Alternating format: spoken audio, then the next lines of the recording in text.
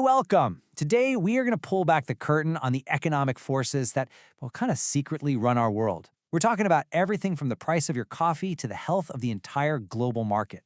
We're going to connect all the dots, and I promise to make it clear, direct, and honestly, pretty fascinating. All right, let's jump right in. So, let's kick things off with a question I'm sure you've asked yourself a million times while filling up your car. Why in the world are gas prices on this constant wild roller coaster? I mean, think about it. The price of a bottle of water can stay the same for months, but gas prices, they seem to have a life of their own. So, what's really going on here? Well, the answer really boils down to these four key forces that are always pushing and pulling on that price you see at the pump. You've got the actual supply of gasoline, the demand from all of us out there driving, bigger global economic trends, and of course politics and world events. Now, to really get a handle on this, we're going to start by unpacking the two most fundamental forces of them all, supply and demand. To really make sense of that roller coaster at the gas pump, we have to look at the engine that's powering the whole ride. We need to understand the basic principles that drive our entire market economy. It's a concept that is so simple but so powerful, and it explains a ton about the world all around us. First up, let's talk about demand. Now, this isn't just about wanting something. The key here, the really crucial part, is that demand is about both the willingness and the ability to actually buy it. And the law of demand, it's super intuitive. The cheaper something is, the more of it we're probably going to buy. Makes sense, right? And on the flip side of that coin, you've got supply. This is all about the producer's point of view, and their logic is basically the exact opposite of ours as consumers. The law of supply says that the higher the price they can sell something for, the more of it they're going to want to make and sell. You know, it's all about chasing that potential profit. Okay, so these are kind of abstract laws. How do they actually work together out there in the real world? Well, like our source material puts it so perfectly, let's make this simple. Let's think about pizza. This table basically lays out the entire pizza market for us. Just look at the top. If a pizzeria tries to sell pizzas for a whopping $25, not many people are buying, but the shop wants to supply a ton. That creates a surplus, a mountain of sad, unsold pizzas. Now look at the bottom. At only $5 a pizza, everybody wants one, but the pizzeria can't really make money, so they don't supply very many. That creates a shortage. But right there in the middle, that's the magic number, the sweet spot. At $10, the number of people want to buy, 1,000, is the exact same number the pizzeria wants to sell. This is called the equilibrium price. It's the point where the market is in perfect balance and everybody, both buyers and sellers, walk away happy. And this is exactly why finding that equilibrium is so critical. If you miss that mark, you either end up with a surplus, meaning you've wasted a bunch of money making stuff nobody bought, or you have a shortage, which means you left money on the table and probably annoyed a lot of customers who couldn't get what they wanted.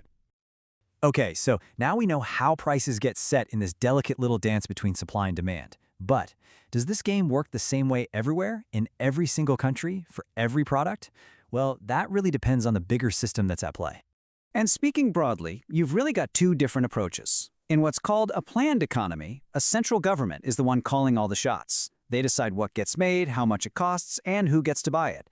But in a market economy, like we have in the US, those decisions are made by millions of individuals, producers and consumers, all interacting freely. It really just comes down to a simple question: who's in control? And a market economy, or what we sometimes call a private enterprise system, is really built on these four powerful pillars. You've got the right to own private property, the freedom to choose what you buy and sell, the powerful motivation of earning profits, and, this one's a biggie, competition, which is what forces businesses to be innovative and efficient. Now, that fourth pillar, competition, is really interesting because it comes in different flavors. This table breaks it all down. On one extreme, you have perfect competition. Think of a farmer selling wheat. Their product is identical to every other farmer's, so they have zero control over the price. On the other end of the spectrum is a monopoly, like your local electric company. They're the only game in town, so they have complete control. And most businesses we interact with, like clothing stores or airlines, they all fall somewhere in between, competing in their own unique ways. So we've seen how competition works inside these different systems. But how do we know if an entire system, an entire country's economy, is actually doing well? How do we measure its health? For that, we need to look at something that's kind of like a country's annual checkup, to read its vital signs. And we do that using what are called economic indicators. These are basically just key statistics that act like the economy's vital signs. They tell us if things are getting stronger, weaker, or just staying the same. You can really think of them as the economy's official report card. And the biggest, most important number on that entire report card is the gross domestic product, or GDP. Put simply, it's the total value of all the goods and all the services a country produces in one single year. It's really the best snapshot we have for the overall size of the economic pie. So let's put a number to that. Using the data from our source material, back in 2013, the GDP of the United States was a truly staggering $16.77 trillion. I mean, that's a number so massive it's almost impossible to wrap your head around. But it just shows you the incredible scale of economic activity happening every single day. But to make that giant number feel a little more personal, we can look at what's called GDP per capita.